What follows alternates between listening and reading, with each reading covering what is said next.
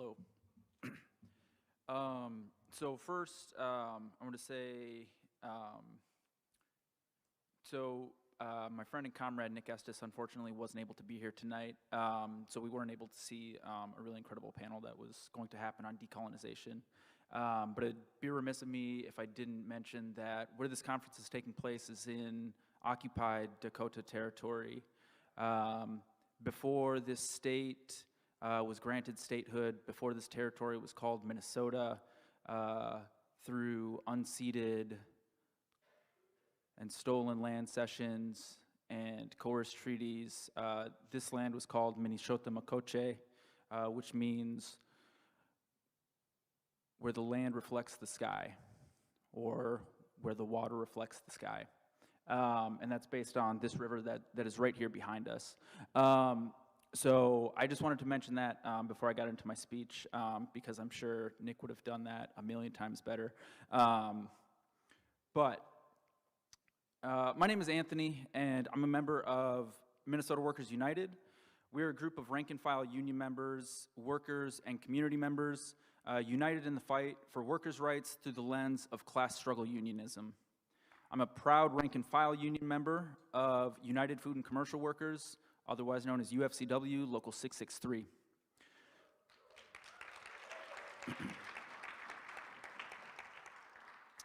So I'm going to spend some time talking about the importance of labor solidarity with the struggle for Palestinian liberation, and also the work we have done in Minnesota Workers United and within the Free Palestine Coalition, and our campaign around the Minnesota State Board of Investment.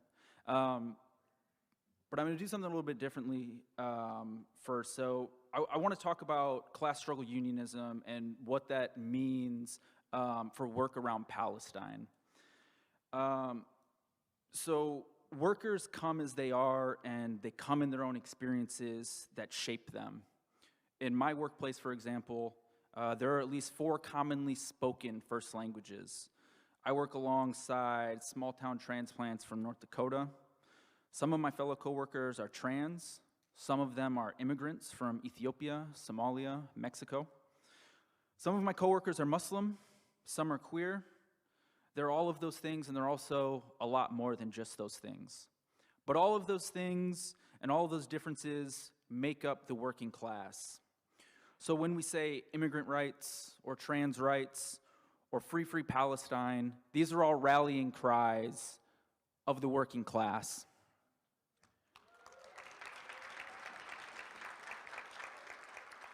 My own experiences, for example, affect how I engage in organizing as a unionist and as an anti-war activist.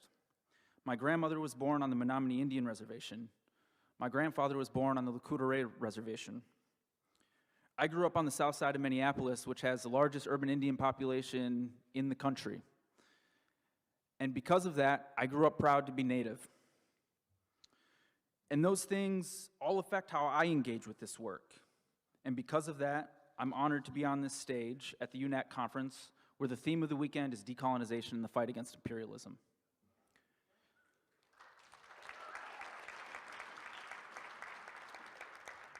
So members of Minnesota Workers United, just like countless other workers around the city, state, and country, have organized within their unions to pass ceasefire resolutions and call for divestment. The ability to pass resolutions may not always wield the type of political power that we want them to, but these resolutions force workers to engage in what is happening in Palestine, and often it's for the first time in their lives. It shows that labor can still stand for something more than just ourselves. As Minnesota Workers United and members of the Free Palestine Coalition, we have shown ourselves as rank-and-file unionists to proudly wave the banner of labor for Palestine when we're in the streets every single week with the Free Palestine Coalition.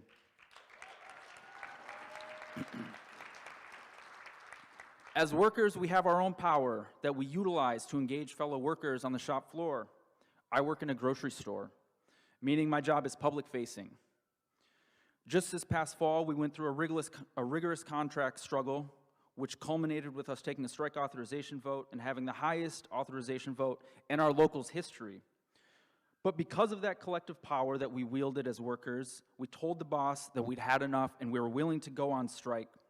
We eventually won the highest guaranteed wages in the country of any cooperative grocery store.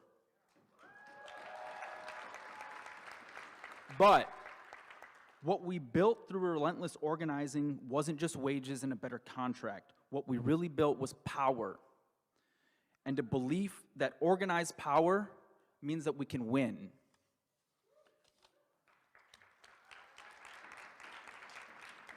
Through collective power in our workplace, we've built a lot. We've ingrained in workers this idea that organization means something.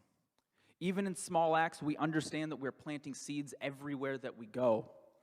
Around half of the workers in my workplace are wearing big buttons on their chest that read UFCW for a free Palestine, one which I'm wearing right now. We have buttons that say labor for Palestine. We have buttons that say free Palestine. And we do this in a front-facing job where we are engaging with hundreds of people a day.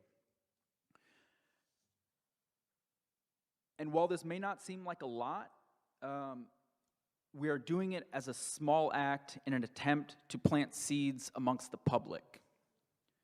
But as an anti-war activist and a labor organizer, I can tell you that what is happening is that we're also planting seeds within the rank and file. We're engaging workers in the movement to free Palestine and engaging them to mobilize around Palestine.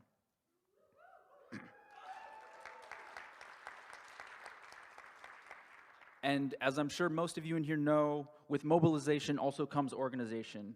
We bring workers into organization around Palestine by planting these seeds with the goal that some of them will blossom into dedicated anti-imperialists that fight for Palestine until Palestine is finally free. So I want to move on to what Meredith had touched on with the State Board of Investment campaign and the work that we've done in the Free Palestine Coalition. MWU has been a proud member of the Free Palestine Coalition since it was founded last year. The Free Palestine Coalition has engaged in all sorts of different work involving the ongoing genocide in Gaza, but one of the primary campaigns that we've been involved in is divestment at the state level, specifically organizing around the Minnesota State Board of Investments. The SBI manages investments with taxpayer money, and returns on those investments feed the pension system in the state of Minnesota. The SBI has invested over $500 million of public funds into Israeli bonds, banks, and weapons manufacturers. All in all, the incredible research done by activists here locally, many of whom are in this room, and I think over at that table over there are a lot of them. They've calculated that the Minnesota State Board of Investment has invested somewhere around $3.2 billion in corporations that are complicit in the settler colonial state of Israel. Shame. Minnesota Workers United has organized Palestine and SBI educational events geared specifically towards workers and unionists that have their public pensions invested in Israeli apartheid and genocide. We have engaged workers in a way that shows that the occupation of Palestine and the ongoing genocide is not a complicated issue. We have drawn direct lines to show workers how our money is funding the horrors we are witnessing in Gaza. But we haven't stopped at education. As organizers, the Free Palestine Coalition has worked to mobilize workers whose pensions are invested in the state of Israel. In February, we packed the SBI meeting. Activists and public sector union workers alike spoke at the quarterly SBI meeting at the Capitol and demanded that the SBI divest all of these public funds from any company complicit in Israeli apartheid and genocide.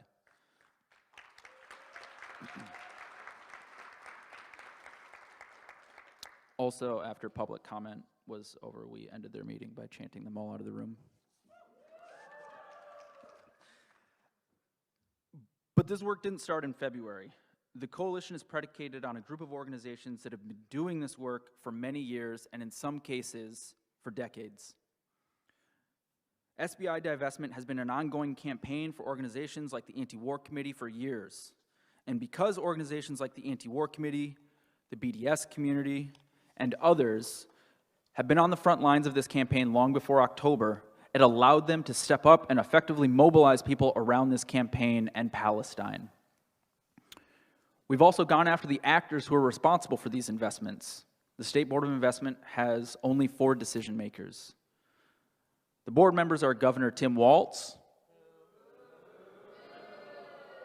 That boo was not loud enough.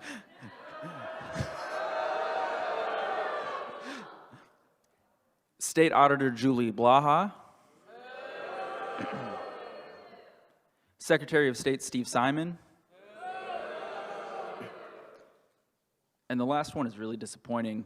A man who sat on a stage with the late, great Kwame Ture, Attorney General Keith Ellison.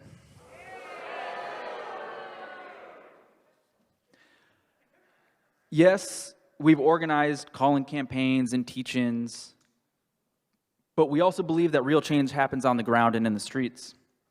And that's why we've taken the fight directly to Governor Walz. The Free Palestine Coalition has led a number of marches and protests to his current backup mansion in St. Paul. Yes, he has 2.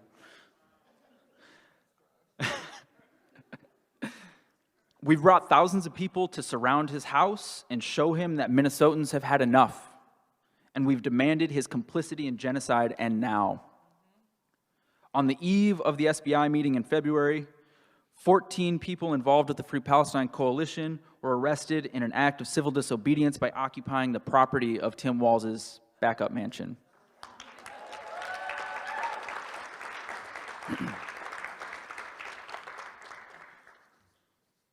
We know that our fight is not over until Palestine is free, but there are direct ways to tie local and state-level politics to the genocide in Gaza. It is imperative that as we sit in the belly of the beast, we attack the beast from within it and at every level. And that means engaging the people where they're at, in our communities, in our workplaces, in our unions, and connecting all of our struggles together. If you live in another state, do some research. Try to establish what your local financial ties are to settler colonialism and genocide in Israel. That's all I got. Thank you.